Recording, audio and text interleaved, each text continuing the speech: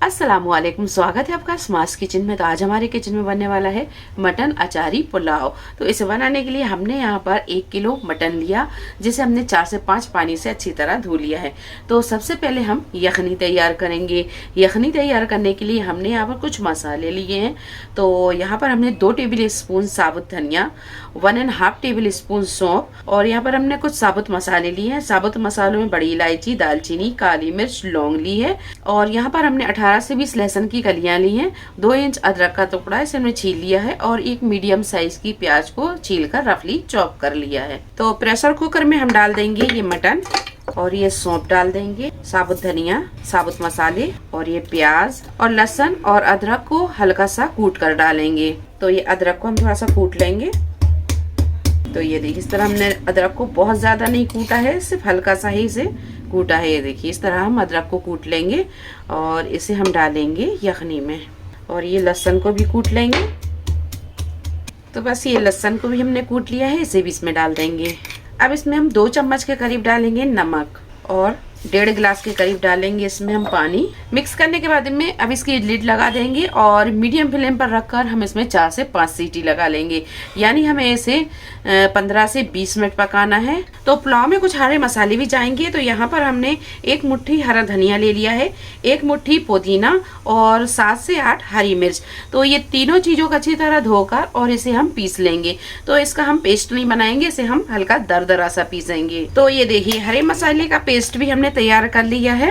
तो पुलाव तैयार करने के लिए एक बड़े से गंज में हमने 2 बड़े चम्मच तेल को गरम कर लिया है। अब इसमें हम साबुत मसाले डालेंगे और साबुत मसालों में हमने यहाँ लिया है 7 से 8 साबुत लाल मिर्च, तेज पत्ता, 2 शाजीरा, काली मिर्च, बड़ी इलायची, दालचीनी और लौंग ली है।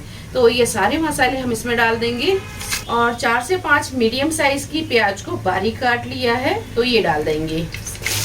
फ्लेम हम यहाँ फुल पर रखेंगे और फुल फ्लेम पर प्याज को अच्छी तरह फ्राई कर लेंगे। तो मटन जो है वो अच्छी तरह गल गया है। तो बस मटन की पीसों को हम निकाल लेंगे और ये जो साबुत मसाले, साबुत धनिया, सौंफ है, इसे हम छान कर ले लेंगे। तो ये जो यखनी का पानी है, यानी यखनी जो है, इसे हम छान कर ले लेंगे।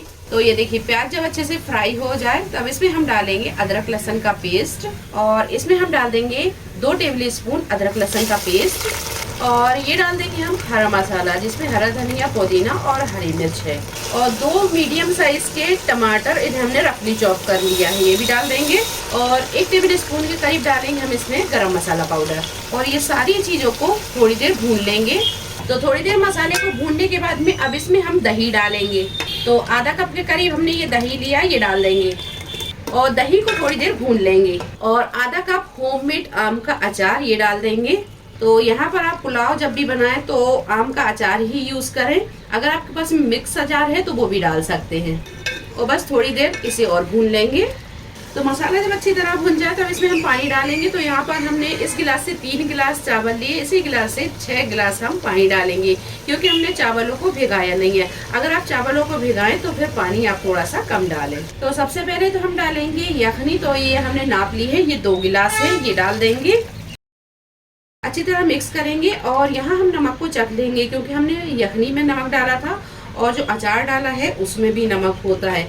तो नमक आप पहले से ना डालें, पहले आप पानी डालें, उसके बाद नमक को चख लें और जितना कम लगे आपको नमक, उस हिसाब से आप इसमें नमक डाल दें। तो इसमें हम 1 चम्मच के करीब नमक डालेंगे, क्योंकि हमने नमक को चख लिया था, नमक थोड़ा सा कम लग रहा है।